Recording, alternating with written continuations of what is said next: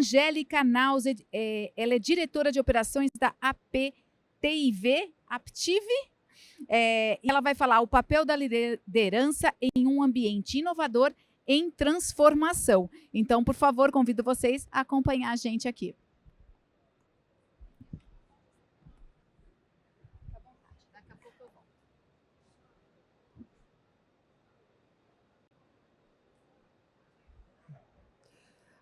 Olá, boa tarde. É um prazer estar aqui com vocês hoje para falar do papel da liderança num ambiente inovador e em transformação. Queria, em primeiro lugar, agradecer o Nelson Rocha e o Mauro Andreassa, que foram as pessoas que possibilitaram que eu estivesse aqui hoje. Bom, eu sou mãe do Leonardo, né? Esposa do Luciano. E, para mim, o maior legado da vida é fazer com que as pessoas... é cuidar de gente, é gostar de gente, é fazer com que as pessoas se desenvolvam e se tornem cada vez melhores. Então, esse é o meu legado, é cuidar e desenvolver pessoas. Um outro ponto forte que eu tenho é a questão dos vínculos. Eu sempre gostei muito de cultivar os vínculos. Eu sou focada em resultado, mas eu sempre fiz tudo para manter os vínculos que eu tenho desde a infância. E a prova disso são os grupos que eu faço parte, né? Eu tenho grupos de ex-empresas, eu tenho grupos de escolas que eu estudei, e sempre busco fazer reuniões, encontros anuais, periódicos, para que a gente mantenha os vínculos e a cumplicidade. Com relação à minha carreira, eu tenho 36 anos no mercado automotivo, né? Sou engenheira mecânica, formada pela Universidade Federal de Engenharia de Itajubá. Comecei como estagiária, né, em empresas como a Usiminas, a Mannesmann Trefilaria, a Mali, que é a usinagem. E nessas empresas eu fui a primeira mulher no chão de fábrica delas. Na época não tinha nem banheiro de mulher, nem uniforme de mulher, e eu tive que me adaptar a isso. Depois eu fui para a Delphi, né, a antiga Delphi, que hoje é um braço da Aptiv. E na Delphi eu trabalhei 21 anos, né, em cinco plantas diferentes. E eu tive uma carreira assim, né? Eu fui líder de produção, depois eu fui engenheira de métodos, supervisora de produção, supervisora de engenharia, gerente de produção, gerente de engenharia, gerente de logística, gerente de operações, plant manager, gerente de vendas. E por que eu falei tudo isso? Porque eu não pulei nenhum degrau, né? Às vezes a gente se depara com algumas pessoas que acham que a gente nasceu diretor. A gente não nasceu diretor, a gente trilha uma carreira e se torna diretor. E quando a gente não queima etapas, a gente com certeza consegue ter sucesso, né? Porque você trabalha degrau por degrau da sua carreira. Depois eu fui para uma concorrente, né, da Delphi, a Lear, e depois eu tive na ABC Group, na Faurecia, Forvia, né, que atualmente se chama Forvia, e na Dana, e hoje voltei para a Aptiv. Na Faurecia é importante pontuar que eu fui plant manager, diretora de operações, responsável pelas plantas da Argentina. Enfim. E hoje estou na Aptiv, todo mundo acha que eu estou de volta, e foi simples, não, eu passei por um processo para voltar 12 anos depois para uma empresa que eu nasci lá dentro, conhecendo o produto e o processo. Mas isso é exatamente aquela questão que a gente viu aqui na palestra anterior, tem visto exaustivamente nesse fórum, que é você se capacitar, é você se desafiar, é você o tempo todo não achar que está bom, né? Eu falei que todo mundo perguntou se eu estava calma. Eu falei, não estou calma, estou tremendo, estou suando frio, Porque, para mim, toda vez é como se fosse a primeira vez que eu vou falar, ou nas apresentações que eu faço dentro do meu trabalho, ou que eu faço em universidade, ou que eu faço em público. Para mim, sempre é um desafio passar a mensagem correta.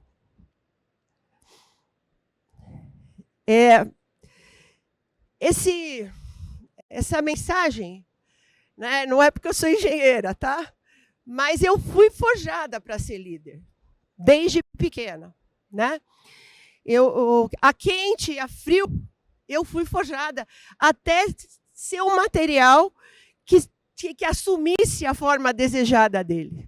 Eu passei por coisas boas, coisas ruins, eu chorei, eu sofri, eu ri, mas eu aprendi. Com todas essas dificuldades e com todas as oportunidades.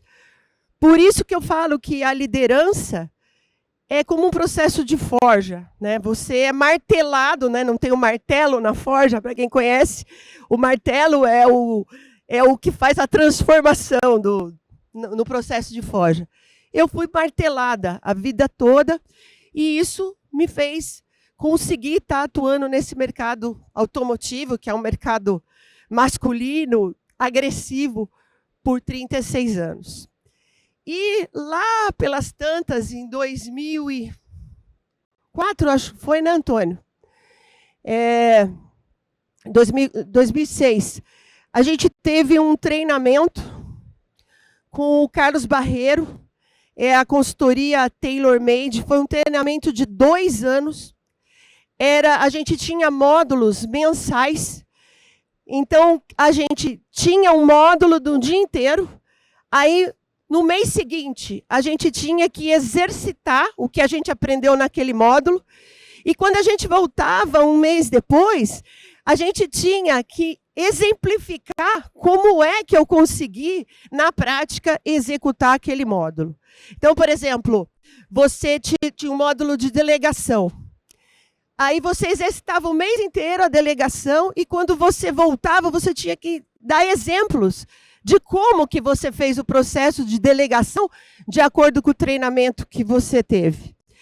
E aí, a frase que me marcou muito, e marcou muito o Antônio também, a liderança é um processo no qual um líder faz com que a maioria das pessoas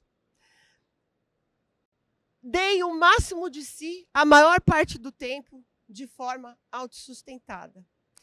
Isso parece ser simples, mas não é. Esse é o verdadeiro líder.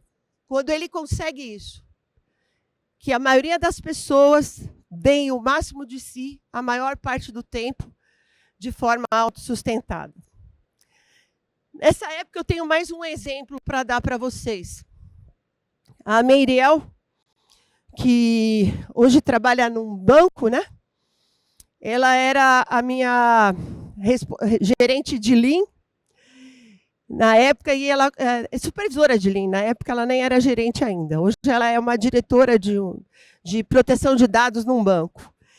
E ela falava assim, que eu era capaz de fazer com que as pessoas, ou melhor, né, um líder verdadeiro, ele é capaz de fazer com que as pessoas atravessem um rio gelado, numa noite escura, sem roupa, porque elas acreditam que o direcionamento que aquele líder está dando é o melhor para eles.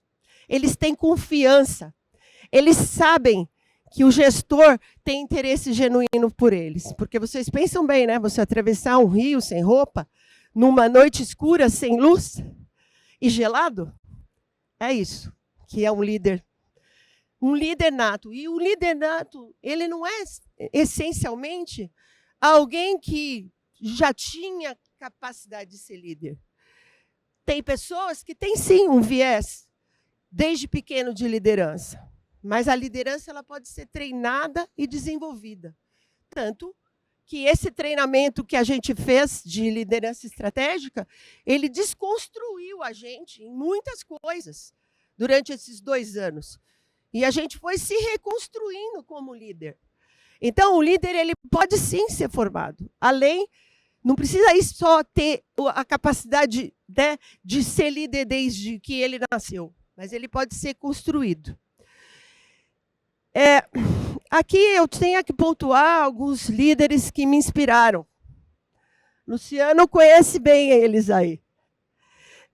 Luciano é meu marido, que está aí e conhece bem eles. Eu vou começar pelo Antônio Davanzo, que foi quem me deu a oportunidade de trabalhar na Delphi e foi meu conselheiro a vida inteira, até hoje, né? Aí eu tive o Eduardo Melo, que foi quem me ensinou que a gente trabalha com KPIs, com indicadores, né? Porque até então eu achava que você podia chegar numa reunião e dizer, tá tudo bem, a área foi bem. Ele, foi bem como assim? Cadê os KPIs que me mostram que a área foi bem? Então, e ele também acreditou em mim para uma função de liderança numa época que as mulheres ainda não tinham esse espaço. Daí eu tenho o Lázaro, que foi quem me ensinou disciplina. E como ele diz até hoje, bateu bumbo. Bateu bumbo. A gente é amigo e ele sempre fala, se o fulano não bate o bumbo, não pode ser um líder. Todo mundo entende, né? O que é bater o bumbo, né? E tive o Raimundo Miranda, que é um mexicano, que mora nos Estados Unidos. A gente montou uma fábrica juntos, né? Da concorrente da Delphi. E nós trabalhamos durante um ano de 15 a 16, 17 horas por dia, todos os dias, de segunda a segunda. Então, ele foi uma pessoa que me desafiou física e mentalmente, porque eu queria acompanhar ele, tanto na inteligência, na agilidade dele de raciocínio, como no físico. De ficar das 6 da manhã, a gente estava montando uma fábrica, a gente ficava de pé o dia todo. Porque era arranque de fábrica, você não tem como ficar sentado no escritório, você está construindo as coisas, né? E tem o Vitor Tomás, né? Que muitos de vocês conhecem bem, né? Que ele trabalhou também na Delphi, assim como o Davanzo e o Lázaro. O Vitor Tomás me ensinou logística, finanças, tudo que eu aprendi de finanças, muito mais do que na universidade, no MBA, foi com ele. Toda a parte de custos, assim, na época foi uma transformação, porque gerente de planta era um gerente de produção. E ele começou a cobrar da gente, não, você tem que ir entendendo os números, para você não ser enganado, para você conseguir fazer o PNL. Então, e ele me ensinou estratégia também. Ele sempre falava sempre fala, né, que você tem que ser estratégico, porque senão você não consegue pensar na frente. E aí vem alguém e dá uma rasteira no seu negócio.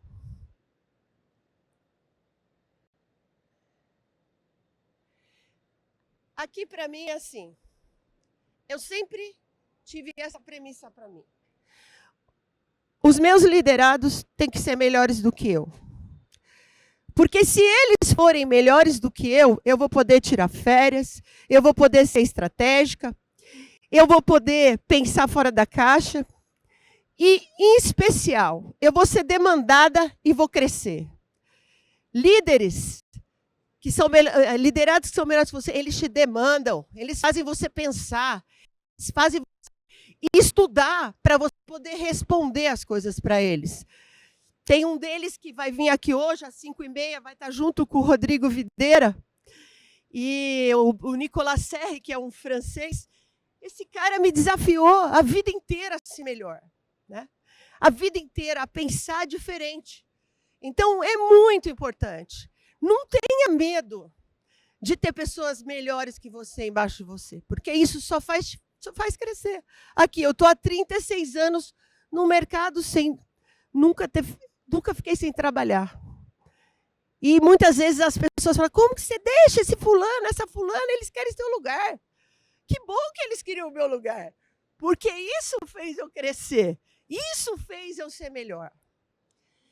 E aqui, né, está escrito do que eu acho que um líder tem que ser capaz, né, de fazer. Mas, para mim, o mais importante é não ter medo de errar.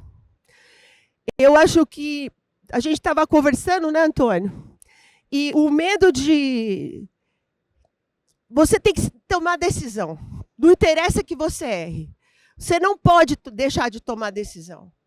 Um líder, ele precisa tomar decisão, mesmo que seja errada. E depois, ele tem que aprender com os erros que ele cometeu. E ensinar para ele mesmo e para os outros as lições aprendidas com aqueles erros. Tá? O líder, ele é solitário. Porque muitas vezes ele precisa tomar decisões difíceis. E ninguém vai tomar por ele. Ele tem que tomar as decisões difíceis. Que muitas vezes são para o bem da maioria. Algumas vezes nem todo mundo vai sair bem. Mas você precisa pensar na maioria. Outra coisa, um líder, ele chora, ele sofre, ele ri, ele tem oportunidades, ele tem dificuldades, ele se sente fortalecido pelos liderados, ele se sente enfraquecido pelas dificuldades, mas ele tem que fazer a diferença na vida das pessoas, né? No começo eu falei isso. O que importa é o legado que você deixa, das pessoas que você desenvolveu e cuidou. E se preocupou com elas. É isso que fica. Eu tenho 60 anos. Né? Eu estava na palestra anterior aqui e eu não me sinto com 60 anos. A minha cabeça não é de 60 anos. Eu achava que eu ia parar. Desde os 50 que eu falo para o Luciano, daqui 3 anos eu vou parar. Agora eu resolvi que eu não vou falar mais isso. Porque eu não vou parar, né, Rodrigo? Outro dia você estava me discutindo isso comigo, não foi? Eu não vou parar. Eu vou parar a hora que a empresa não quiser mais saber de mim, mas daí eu já vou ter arrumado um outro caminho para a minha vida, né? Que eu estou me preparando para isso. A gente sabe que uma hora vai chegar, né? A multinacional não vai deixar você ficar até 70 anos. Mas enquanto eu estiver achando que eu estou fazendo a diferença lá e que eles acharem que eu sou útil, eu vou ficar. E depois eu não vou parar, vou fazer outra coisa. Se deixarem eu ficar lá, eu fico pro resto da vida, até morrer. Enfim. Aí aqui são exemplos de liderados meus que tiveram sucesso ao longo da minha vida. Né? Aqui, a Alexandra Mota, ela é a diretora-geral da TE Connectivity na América do Sul. A Alexandra fala que eu peguei ela era acostumada com engenharia, e aí ela foi para a fábrica trabalhar, eu era plant manager, ela foi trabalhar como gerente de operações. E aí um dia eu cheguei para ela e falei assim, senta aqui, você está pensando que você está na engenharia? Aqui você tem que gostar de gente, não é de técnica. E as pessoas estão detestando você porque você é muito chata. E ela fala que ela nunca esqueceu isso, e que ela leva isso para a vida, e que isso foi a transformação da vida dela. Ela inclusive, mandou mensagem para mim agora e falou, cita minha história. O Serri, né, que eu já falei para vocês que vai estar com o Rodrigo, ele é um francês que a companhia falou para mim assim, ele é muito bom tecnicamente, ele é brilhante, mas ele não sabe lidar com gente. Parece que ele não gosta de gente.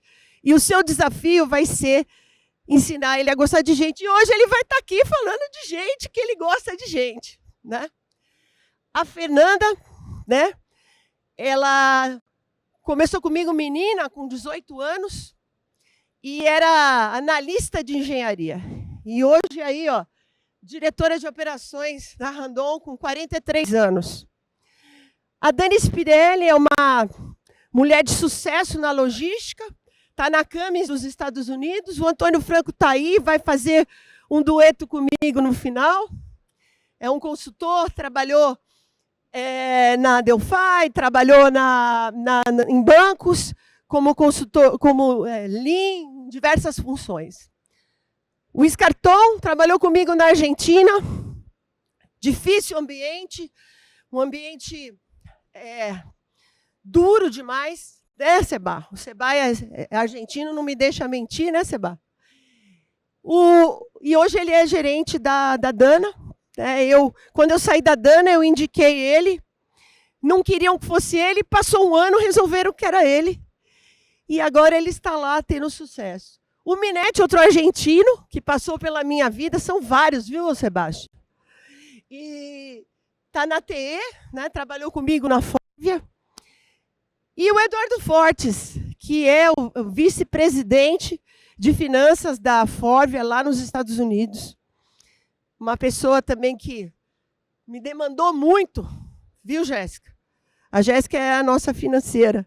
Me demandou muito porque ele me fazia pensar e correr atrás dos números, mas da mesma maneira que ele me direcionava para tomar as decisões corretas. Então é isso. Eu acho que essa é a história. Não tenha medo de ter pessoas embaixo de você que são melhores que você. Porque você só vai crescer com isso, né? Aí, que conectar, eu estou falando do quê? Do papel da liderança num ambiente em transformação e inovador. Então, a gente tem aqui as caixinhas, que eu não preciso explicar para todo mundo, porque a maioria de vocês conhece muito bem, ou já ouviu falar. Mas, para mim, a transformação e a inovação sempre existiram. A diferença é a velocidade que a transformação e a inovação acontecem hoje em dia. E qual que é o papel do líder nesse ambiente? Vou dar um exemplo para vocês sobre inteligência artificial. Se fala muito sobre inteligência artificial, coisas boas e coisas ruins. Todo mundo sabe disso. E, para mim, é o ponto crítico. Com relação à inteligência artificial, a gente tem que desmistificá-la. A gente não tem que rotulá-la, nem achar que ela é de todo ruim ou maravilhosa. Ela é uma ferramenta que está aí, que tem que ser usada. E o nosso papel como líder é educar os nossos líderes para saberem usá-la na sua vida pessoal e profissional da melhor maneira possível. Esse é o ponto para mim. Ontem eu estava conversando com o Mauro Andreassa e ele mediou um painel onde eles chegaram a essa conclusão, que com relação à inteligência artificial a gente precisa educar as pessoas para que elas usem da forma adequada para melhorar o dia a dia delas e o dia a dia das empresas. Nossa. Desculpa. Bom, falei, mas tem que ter um método, né? Se você quer que as pessoas se desenvolvam, se você quer montar uma equipe de alto desempenho, como que você faz? Isso aqui é uma receita de bolo, mas que não custa a gente passar por cada uma dessas ações para que a gente saiba como montar uma equipe de alto desempenho. Então, a gente precisa ter as pessoas como centro, porque elas são a coisa mais importante de qualquer negócio, né? Eu costumo dizer que uma fábrica aos domingos, ela não é nada, porque ela não tem as pessoas. Ela tem o computador, ela tem os processos lá, ela tem as máquinas, mas ela não funciona, porque não tem as pessoas para fazer com que ela funcione. Então, as pessoas são o centro de tudo. E aí a gente vem, né? A gente tem que ter o team build, a estruturação do fluxo de trabalho, definir metas claras, comunicação assertiva e não violenta, que às vezes não é tão fácil. E eu confesso que às vezes a gente que é de uma geração mais antiga, às vezes você tem dificuldade nisso. Feedback, sempre feedback, né? Eu procuro estar sempre falando o que é bom e o que é ruim, né? Com os meus liderados, as coisas que eles acertaram, as coisas que eles erraram. E capacitação e liderança pelo exemplo, que daqui a pouco eu vou falar um pouco mais disso, né? Aí vamos lá. A primeira coisa é construir um time diverso. E aqui eu queria citar um ponto importante. Quando eu estava na Faurecia, na Fórvia, eu fiz parte, em 2015, do grupo global que criou a diversidade de gênero na companhia. E eu lembro como se fosse hoje do presidente da companhia chegando lá e falando assim que a gente não estava lá porque a gente era bonita, porque a companhia era politicamente correta, ou porque eles eram demagogos, mas a gente estava lá porque mulheres e homens têm estilos diferentes de gestão. E não é que um é melhor ou pior que o outro, mas a diferença de estilos melhora as decisões, melhora a qualidade das decisões, melhora o business. Então, eu dei um exemplo de mulher. Mas, para mim, tudo isso aqui, ó, melhora a qualidade das decisões. Como assim? Como assim? Se eu tenho pretos, portadores de necessidades especiais, LGBTQI+, no meu time, eu vou entender as dificuldades que eles passam ou passaram. E as minhas decisões vão ser norteadas não só no que eu penso e no que foi a minha vida, mas nas dificuldades que eles tiveram ao longo da vida deles. Quando eu tenho alguém mais velho, da minha idade, o etarismo, que foi a palestra anterior, são pessoas com experiência. Como eu costumo dizer muito para o Edilson, não é porque eu sou boa, é porque eu sou velha. Desculpa falar desse jeito. Eu já passei por muitas coisas, muitas vezes. Né? Então, a pessoa mais velha, ela tem experiência, ela colabora com a bagagem que ela tem. Né? E ela já errou. Então, ela consegue passar a experiência já de uma forma que você não precise necessariamente errar como ela errou. E fora isso, jovem, não gosto dessa história de falar, os jovens de hoje não querem saber de nada, eles só querem qualidade de vida. Não concordo com isso. Eles estão aí e são com eles que a gente tem que trabalhar. E nós temos que desenvolvê-los. Não adianta a gente ficar criticando eles. Muitas vezes, eles não sabem. A gente acha que eles sabem algumas coisas, mas não sabem. A gente precisa sentar com eles, contar da sua vida pessoal, contar dos seus problemas pessoais, para que eles vejam que é possível, igual eu estava ali com o Mauro hoje, transformar um bloco em um carro de corrida, num senhor que foi do mercado e hoje ele desenvolve jovens para competir na Fórmula 1. Então, muitas vezes você só cria aquele estereótipo de que o jovem não quer nada com nada. Não é isso. Você precisa ensinar eles. Você precisa motivá-los. Você precisa saber o que faz a diferença na vida deles. O que os motiva. Eu tenho um filho que vai fazer 22 anos. E a gente sabe que o estilo deles é diferente, não é mandar, não é impor. Você precisa influenciá-los e formá-los, porque eles são o futuro. Né? Por exemplo, eu falo para o Otávio é novinho, a Jéssica, eles são o futuro. E o trabalho que eu tenho é desenvolvê-los para que um dia eles possam estar no lugar que hoje a gente está. Né? Então, é isso. Primeira coisa, time diverso, para você melhorar a qualidade das decisões. Segunda coisa, para mim, é o team building no modelo 5 Behaviors. Eu gosto muito desse modelo, porque a confiança com vulnerabilidade. Né? Você tem que ser vulnerável, porque senão você não gera confiança. Conflito, sempre falo para o pessoal. Conflito é diferente de confronto. Os conflitos melhoram a qualidade das decisões. Você pode conflitar com líder, liderado, par, e no final do dia tomar uma cerveja com eles, né? É importante o conflito. Não tenha medo dele. Comprometimento você se compromete com as decisões. Às vezes as decisões são um consenso. E não era exatamente o que você ia decidir. Mas se você é um time, você se compromete com as decisões consensadas.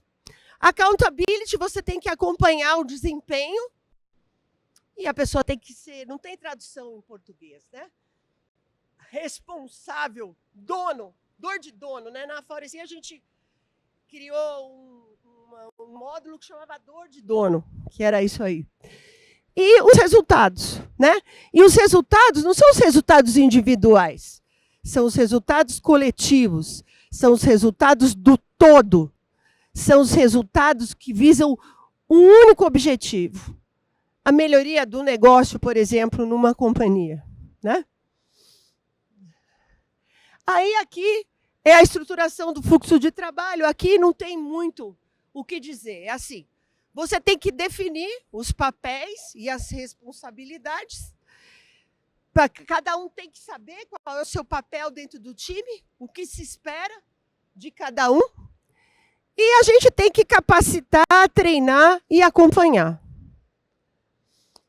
Aí, definição de metas claras, eu trouxe um exemplo da Aptiv, que é o que norteia as nossas decisões quando a gente vai definir KPIs, planos de ação e planejamento estratégico. A gente começa com saúde e segurança, habilidades, qualidade, entrega, inventário, produtividade e melhoria contínua. Tudo isso linkado com o sistema de manufatura enxuta. Porque sem sistema de manufatura enxuta, as fábricas se tornam o caos, o firefight. E onde tem firefight não tem melhoria, não tem crescimento, não tem resultado. Importante linkar que, apesar das ferramentas de inovação, das ferramentas digitais, isso tudo continua valendo. Você precisa ter fluxo, processo e método estabelecido para você ter sucesso. Aí, um pouquinho do que a gente faz lá, né? Isso é um ciclo, né? Um PDCA que não para nunca. A gente faz workshops para identificar como que a gente vai resolver problemas que parecem insolúveis. Então, a gente teve 6 eventos do ano passado, nós tivemos 6 eventos de redução de custo, 3 eventos de melhoria de eficiência, eventos que eu digo são workshops, 6 eventos de melhoria de qualidade de manufatura. Aí isso gerou uma série de ações que alimentou... Cadê o pointer aqui? Que alimentou o nosso planejamento estratégico. E esse planejamento estratégico é um plano de ação para a gente atingir os nossos resultados e a gente acompanha de forma mensal esse plano.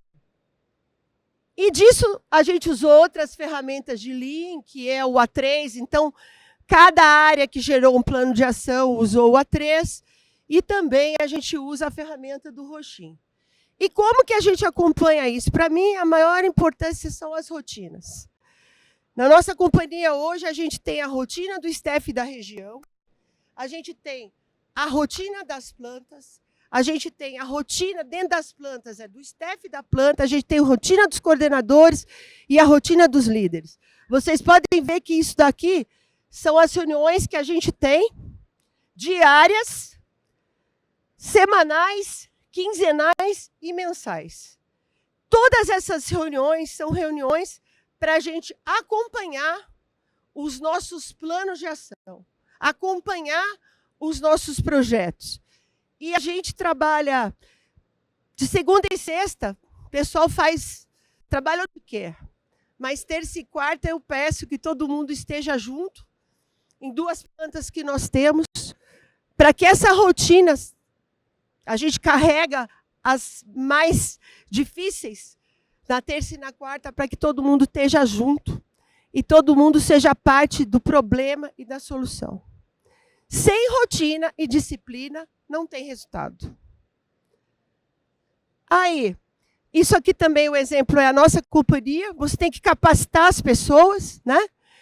E como você capacita? As empresas hoje têm o Academy, que sempre é um diferencial. Você encontra lá todos os tipos de treinamento possíveis e imaginários.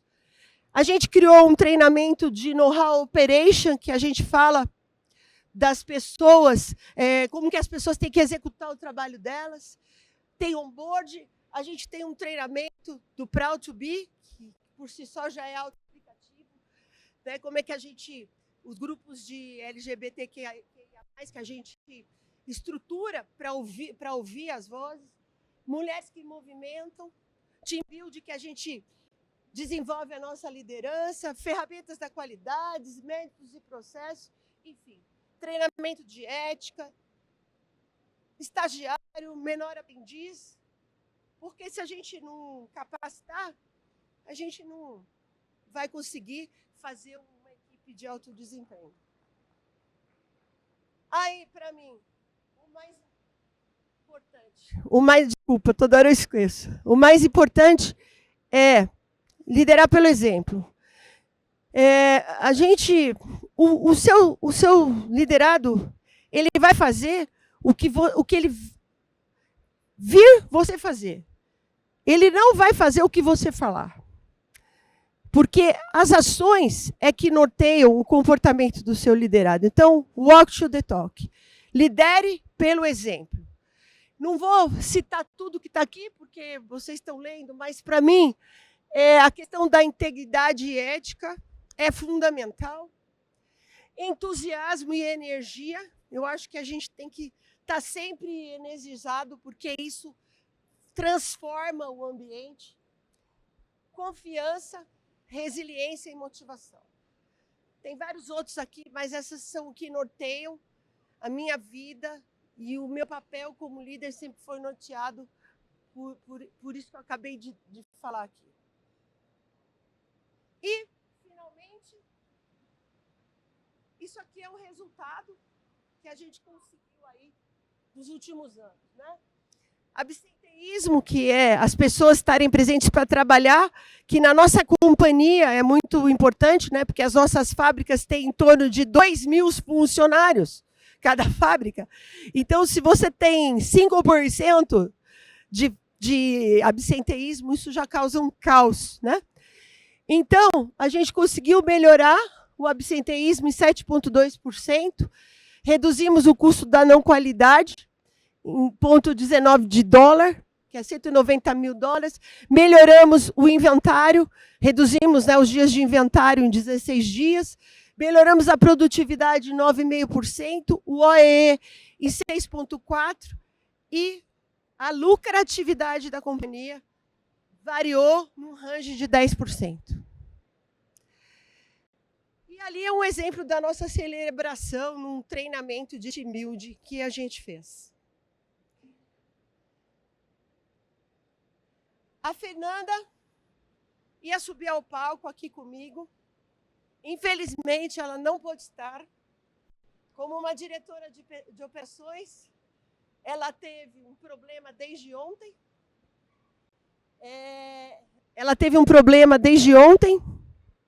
E ela teve que desistir ontem à tarde de estar aqui. A Fernanda, né, como eu disse para vocês, começou a trabalhar comigo quando ela tinha 18 anos, lá na Delphi, depois ela foi para Electrolux e hoje ela está na Randon. Então, ela mandou um depoimento que eu vou ler. Ela ia gravar um vídeo, mas ela não conseguiu, não deu tempo. O dia dela está bem atribulado, então eu vou ler o que ela escreveu. Em 1998, na verdade, esse é o case de sucesso do arranque, da montagem da planta de Espírito Santo do Pinhal, que foi onde ela começou a trabalhar comigo, que foi um dos 5 lugares da Delphi que eu trabalhei. Em 1998, participei da implantação da nova fábrica da Delphi, em Espírito Santo do Pinhal, com a liderança da Angélica. Iniciamos a fábrica com uma equipe pequena e uma mudança cultural muito grande na contratação das pessoas, por se tratar de uma cidade onde predominava a agricultura, a plantação de café. O papel da liderança foi fundamental para a construção de equipes de trabalho e no direcionamento das prioridades, visando o atendimento de um novo cliente, que era a primeira vez que a gente ia fornecer para a Volkswagen do Brasil. A Delphi tinha acabado de sair de dentro da GM, ela era uma divisão da GM, quer dizer, ela ainda era uma divisão da GM e era a primeira vez que ela ia fornecer para a Volkswagen. Com critérios e exigências diferentes do cliente da época. No decorrer da implantação, tivemos vários problemas e ela conta aqui de um fato relevante, que um diretor da Volkswagen, ele pegou o nosso chicote e jogou no chão, numa auditoria.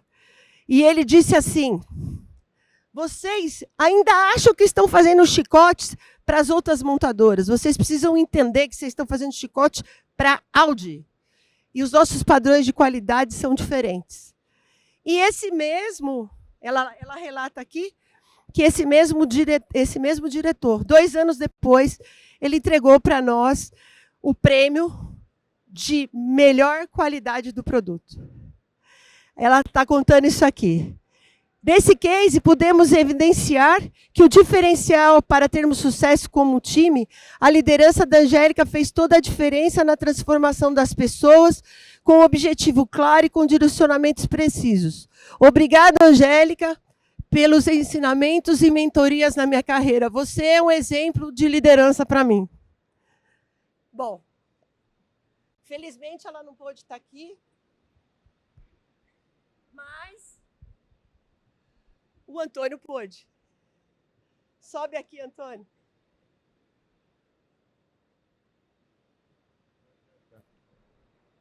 Acho que agora a gente vai ter que colocar. Alô?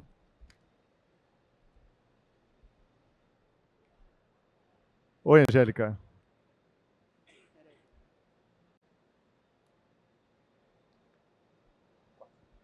Oi, Angélica. Um prazer estar aqui.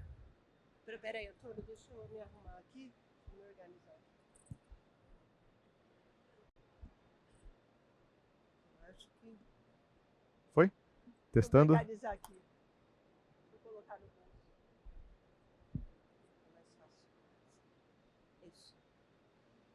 Bom, Antônio, é um prazer ter você aqui.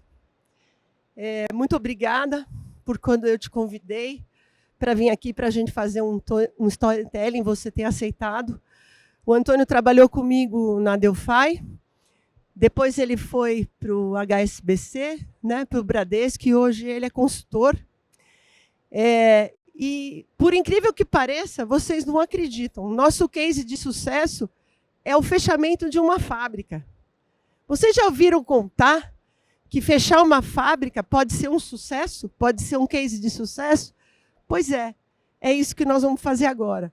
Nós vamos contar esse case de sucesso, que é o fechamento da fábrica de São José dos Pinhais, que era uma fábrica da Delphi, dentro do condomínio da Volkswagen, lá na Grande Curitiba, São José dos Pinhais, do qual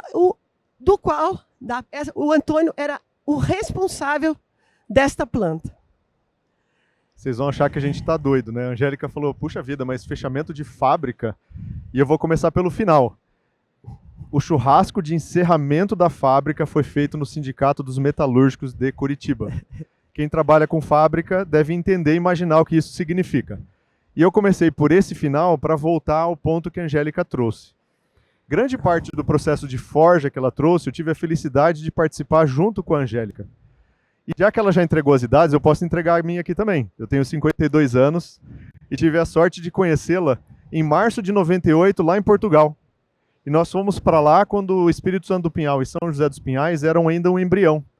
Porque a Audi as plantas de Portugal já dominavam a tecnologia que era usada com a Audi e nós fomos para lá aprender. E eu fui conhecê-la pessoalmente lá. E a Angélica, desde então, se tornou para mim, mais do que uma líder, uma pessoa que marcou muito a minha vida, tanto pessoal quanto profissionalmente. E eu vou inserir no meio dessa pequena historinha o motivo do porquê ela marcou pessoal e profissionalmente.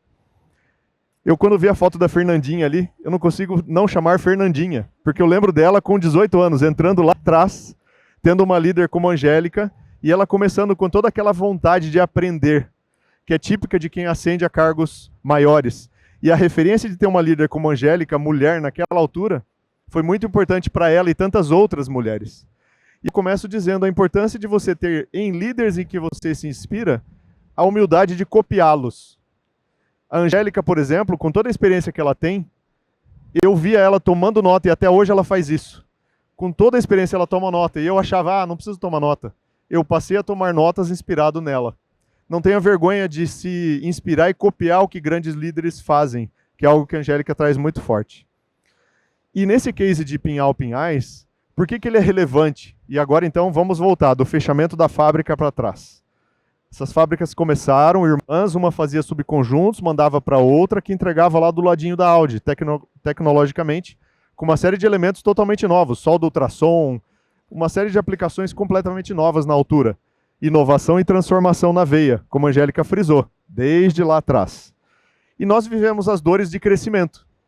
Criar uma planta nova em culturas nas duas fábricas em que as pessoas não sabiam fazer chicotes, sabiam fazer plantação de café, sabiam fazer outras coisas, menos fazer chicotes, exigiu muito esforço, muito empenho para trazer essa cultura industrial e do chicote em especial, que é muito manufaturado. Isso exigiu da liderança, todos nós, muito empenho para aprender e fazer com que os outros aprendessem juntos. Muito bem. Desde o episódio da pessoa da Volkswagen jogar o chicote no chão e dizer, vocês acham que isso é chicote? Aquilo machucou bastante. Mas machucou de um jeito que fez com que nós olhássemos para aquilo para falar assim, não, a gente não é digno disso, a gente é digno de fazer muito mais juntos, aprender, porque de fato tinha coisa ruim lá. A gente olhou para aquilo e falou assim, não, de fato, apesar do gesto ser um pouco extremado, ele mexeu com o brio de todos nós. E ter a Angélica como líder nossa naquela época para manter o equilíbrio, porque você tinha tudo para perder o controle, concordam? É um ato extremado. Ao invés disso, equilíbrio, do limão uma limonada. Como é que a gente vai fazer para fazer o correto em cima daquilo? E a Volkswagen foi uma grande parceira junto com a Audi para nos ensinar. Eles tiveram, além desse fato, né, Angélica, essa disponibilidade de falar, peraí, eu vou ajudá-los. E nós aprendemos. E as fábricas cresceram, Pinhais, como a gente chamava, era Pinhal-Pinhais, também ganhou prêmios de qualidade, mas chegou numa certa altura, 2004, 2005, Sim. Os volumes começaram a diminuir e um grande acúmulo de créditos fiscais começou a acontecer. Contabilmente, a fábrica já não parava de pé, né, Angélica? E isso puxou uma discussão muito relevante, né? Foi. Na verdade, a gente fez o processo em quase 1 ano e meio, né? O processo final foram 6 meses, mas a gente ficou 1 ano e meio fechando aquela fábrica. A gente começou com um staff, tinha um staff muito maior do que a necessidade. Mas como que a gente fez? A gente fez de maneira transparente.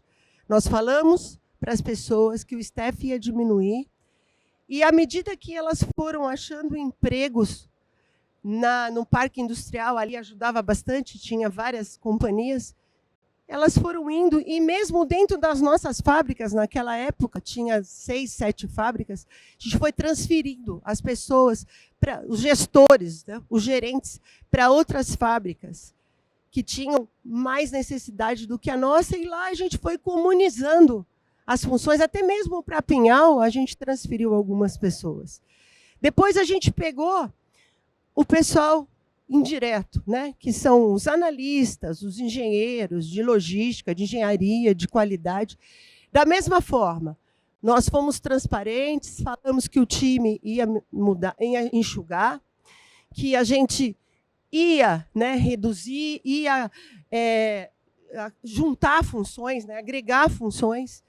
E as pessoas também foram sendo aproveitadas em outras fábricas, foram saindo, e a gente propiciou para elas alguns pacotes de acordo com o que elas mereciam, porque isso é você se preocupar com pessoas, né? Você gostar de gente, porque a vida inteira quem trabalhou comigo sabe, você faz resultado através das pessoas.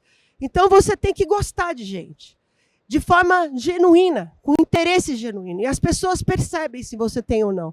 Então elas foram percebendo que a gente tinha interesse por elas, e aí elas foram ajudando a gente naquele processo de fechamento, né, Antônio? E o detalhe interessante, né, Angélica, é que todo esse processo foi acontecendo de forma paulatina, mas chegou um momento da decisão muito difícil. Como a Angélica colocou, em alguns momentos a decisão é do líder e ela é sofrida, porque tem o ônus e o bônus. Se deu tudo certo, não fez mais do que obrigação, mas se deu errado, é o único culpado. E naquela altura, quando a gente concluiu, vai ter que fechar, e vai ter que ser transferido para Espírito Santo do Pinhal, isso requereu de nós, naquele primeiro momento, fazer um plano como classicamente se faz um fechamento de fábrica. Planeja uma data X, uma sexta-feira qualquer, em que você vai lá e fecha a fábrica. Só que nós, no meio desse processo, estávamos naquele treinamento do Barreiro, que tinha aqueles exercícios. E ele trazia muito forte a questão da empatia, né, Angélica? Qual é a empatia de vocês com as pessoas? E durante uma das andanças pela fábrica, e eu tive a sorte de ter a Angélica muito presente, que é outra qualidade de um líder, estar presente. Ela cuidava das duas operações, mas no mínimo uma vez por semana ela estava lá conosco, tomando café, almoçando, falando com as pessoas, respirando o ambiente do Paraná, que é diferente de São Paulo, que é diferente de Minas. E o Léo tinha 1 ano e meio, hein? Léo pequenininho, minha filha que faz aniversário hoje, na época, estava nascendo, e aqui quero fazer outro parênteses, que é importante destacar. A minha filha nasceu com um problema de saúde, ela precisou fazer cirurgias cardíacas com um dia de vida, 3 meses, 6 meses, várias cirurgias. E quão importante foi para mim ter uma líder como a Angélica aqui. Quem vê ela à primeira vista, nossa, que durona, cobra, e ela cobra mesmo. E isso é bom para nós. Mas, ao mesmo tempo, quando você precisa, um coração do tamanho do universo para você abrir uma situação em que você precisa de apoio, que é o que eu precisava.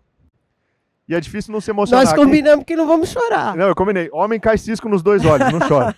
Nunca chora, só cai cisco nos 2 olhos. Mas me emociona porque foi muito importante ter esse respaldo que a Angélica, não só para mim, mas para qualquer pessoa que a procurava. E eu quero enaltecer isso porque isso é uma virtude. No meio da cobrança de tudo para ontem, é resultado, é números, números, números. Tem gente que entrega os números. A IA não entrega solução sozinha, tem gente lá. E naquele processo todo, filha nascendo e a gente descobrindo isso, numa bela andança eu escuto um funcionário falando, puxa, eu vou trocar de carro. Eu olho e penso, meu Deus, eu já sei que a fábrica vai fechar na data X. Eu já sei e consigo me planejar, e essa pessoa não sabe. Então o que eu fiz? Angélica, temos que fazer alguma coisa.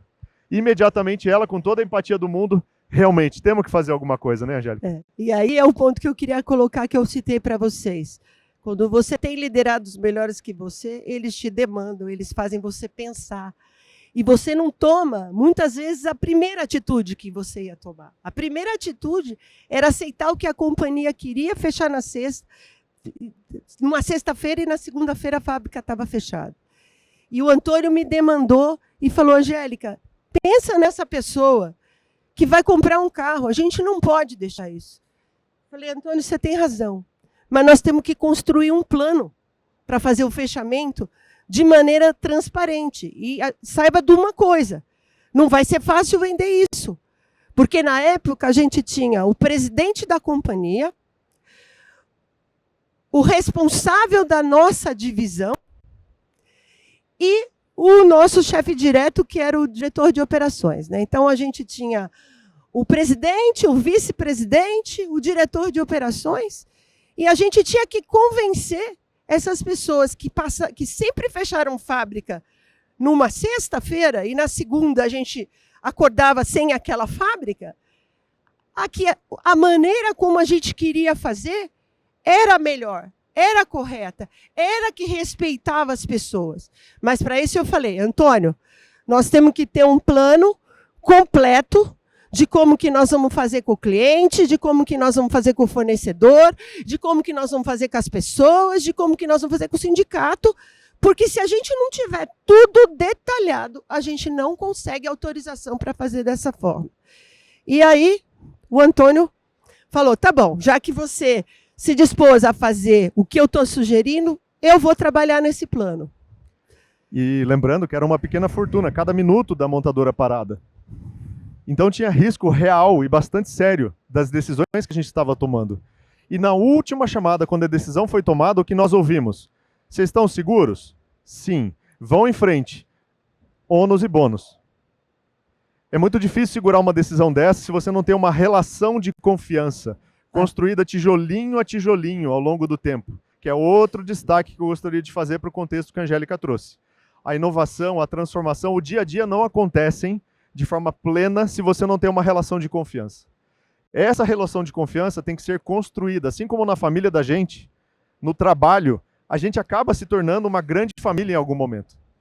E nesse processo todo, a Forja, Carlos Barreiro, Angélica não pode ser assim, Antônio não pode ser assim, pode ser melhor, como é que vocês vão fazer?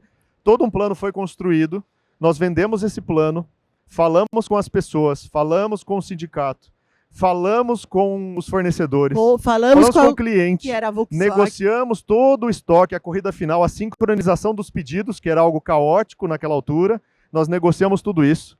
E o resultado, para a gente não perder muito tempo aqui, foi que, vocês já sabem, churrasco na chácara do Sindicato dos Metalúrgicos, para celebrar o respeito com que aquilo foi feito. As pessoas ficaram até o final, treinaram a equipe de Pinhal que foi para lá, ajudaram a carregar os equipamentos no caminhão que veio buscar os equipamentos, e aqueles que puderam e quiseram foram reaproveitados. Aqueles que precisaram de cartas de recomendação, fizemos as cartas de recomendação. A gente fez um pacotinho para todos os operadores, além da indenização normal, eles receberam, né, 3 salários a mais que a gente pagou para cada um. E para vocês terem uma ideia, né? A Jéssica, que é financeira, vai me entender. Fora tudo que a gente conseguiu para as pessoas, para a nossa companhia, em 2006, foram 2 bilhões de reais de saving, o fechamento dessa fábrica. Quer dizer, a gente fez o que era esperado de nós pelos acionistas, que esperavam que a gente consertasse aquele business financeiramente, mas nunca em detrimento das pessoas. Então, gente, é possível sim você dar resultado gostando de gente e fazendo resultado através de gente.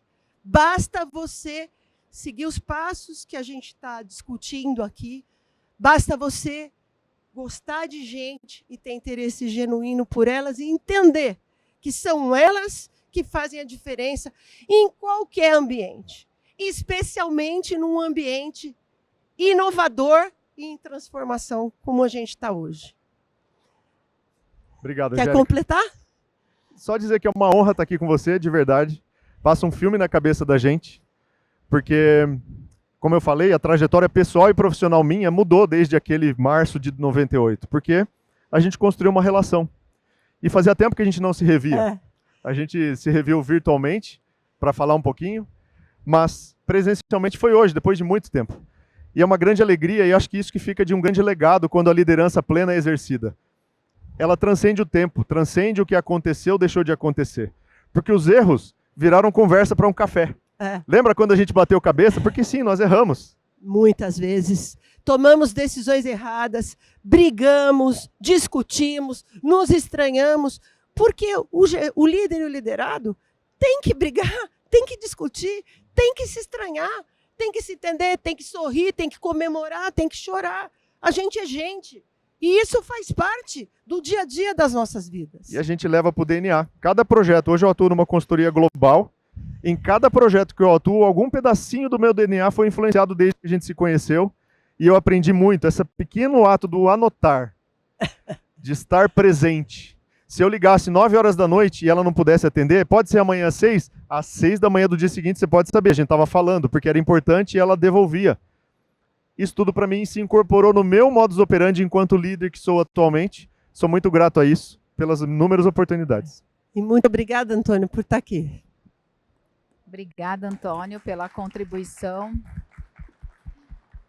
Bom, resumindo, o que eu posso dizer é que encontros virtuais são bons, úteis, tecnologia, mas não tem nada como o pessoal, né? Não é Sim, verdade, é. Angélica? Eu particularmente gosto muito das coisas presenciais. O time está aqui, eles sabem que eu gosto muito de olhar nos olhos, né? Eu brinco ainda, às vezes eu dou palestra para aprendizes, né? Eu falo para eles, namorar ninguém quer no virtual, né? Todo mundo quer no presencial, né? Então, cada coisa no seu cada coisa. Enfim, pessoal, alguém tem alguma pergunta? É para Angélica. Antônio, volta aqui, continua aqui com a gente. Eu roubei seu microfone, mas a gente compartilha. Minha pergunta é para a Angélica. Angélica, a nossa geração valorizou muito o trabalho e as gerações atuais, geração Z, valorizam muito a qualidade de vida. E a gente sabe que liderança tem muito de doação de tempo, aquela coisa toda. Qual mensagem que você daria para essa geração mais nova que fica em dúvida? E aí, vale a pena ou não seguir essa carreira? Eu tive um liderado que era muito novo e eu disse isso para ele. A dedicação de um líder é muito maior do que quando você, às vezes, tem só um papel técnico. Mas, para mim, vale a pena, sim. E eu lembro que hoje, esse menino ele é muito novo ainda, ele tem 30 e poucos anos e ele acabou de mudar de emprego. E ele escreveu para mim agradecendo que, quando eu contei a minha história para ele entendeu que valia a pena, sim, se dedicar e construir uma carreira. Ele entendeu que dava para balancear, você consegue ter qualidade de vida, e hoje a gente está aprendendo isso, no nosso tempo a gente não sabia, mas hoje a gente sabe. E ele falou, você contar a sua história e as dificuldades que você teve, me capacitaram, me motivaram a querer ser uma líder como você e entender que vale a pena, apesar de que algumas vezes a gente deteriora a vida pessoal. E se você me permite um complemento pequeno, eu trabalho com tecnologia, a gente lida com muitos jovens desenvolvedores muito hábeis, muito capazes, mesmo desde muito novos, né? Gamers que viraram gamers para EA lá no Canadá, jogando videogame. Mas eles passaram por um processo, muitos deles, diferente da forja nossa. Alguns deles pegaram a pandemia num estágio de vida que a maturidade não estava tão pronta quanto a nossa. Então, o nosso papel enquanto líderes não hierárquicos, mas pelo exemplo de como ter perseverança, resiliência, encarar as situações que a vida apresenta de uma maneira muito do limão uma limonada, se me permite dizer. Então, nós todos temos essa responsabilidade de interagir entre gerações com aquilo que temos de melhor. E aprender com eles também, porque tem o vice-versa. Nós também temos muito aprendizado com eles nesse mundo tão conectado, né?